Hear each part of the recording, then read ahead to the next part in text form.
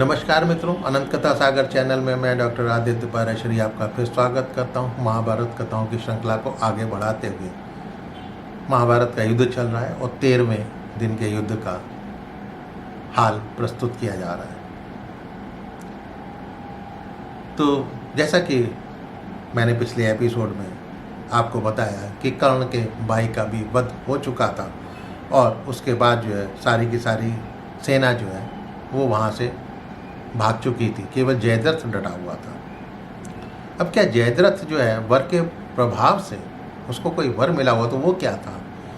वो क्या पांडवों को युद्ध में रोक पाया?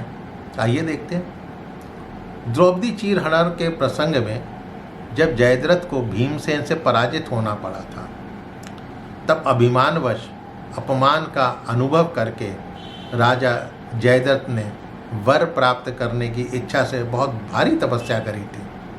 संपूर्ण इंद्रियों को वश में कर भूख प्यास को सहन करता हुआ जयद्रथ अत्यंत दुर्बल हो गया। उसके शरीर की हड्डियां दिखाई देने लगी थीं। वो भगवान शिव की आराधना में लगा रहा। तब भगवान शिव ने उस पर कृपा की और स्वप्न में जयद्रथ को दर्शन देकर पूछा, वर मांगो, क्या चाहते हो? मैं तुमसे बहुत प्रसन्न हूँ। तब जयद्रथ ने भगवान शंकर से वर मांगा, प्रभु, युद्ध में भयंकर बल पराक्रम से संपन्न समस्त पांडवों को अकेला ही मैं रथ के द्वारा परास्त करके आगे बढ़ने से रोक दूं। तब शिव ने जयद्रथ से कहा, मैं तुम्हें वर देता हूँ, तुम कुंती पुत्र अर्जुन को छोड़कर शेष 4 पांडवों को किसी दिन युद्ध में आगे बढ़ने से रोक दोगे। उसी वरदान के कारण अपने दिव्य अस्त्र बल के द्वारा जयद्रथ ने अकेले ही पांडवों की सेना को रोक दिया। सात्विकी को 3, भीम को 8, धृष्टद्युम्न को 60, विराट को 10, द्रुपद को 5, शिखंडी को 7, केकई राजकुमारों को 25, द्रौपदी पुत्रों को 3 तथा युधिष्ठिर को 70 बाणों से घायल कर दिया। युधिष्ठिर ने जयद्रथ के धनुष को काट दिया तो जयद्रथ ने तुरंत ही दूसरा धनुष लेकर युधिष्ठिर को 10 तथा अन्य को 33 बाणों से बींध डाला।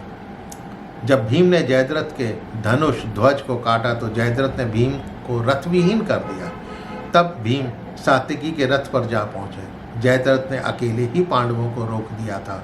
व्यू में प्रवेश करने के लिए अभिमन्यु ने जो मार्ग बनाया था, अभिमन्यु के प्रवेश करने के बाद उस मार्ग को जयद्रथ ने बंद कर दिया।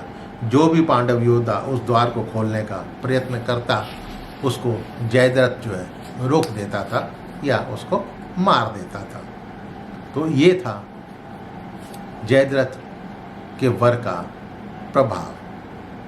अब आगे क्या होता है ये जानने के लिए आप अगला एपिसोड देखिएगा।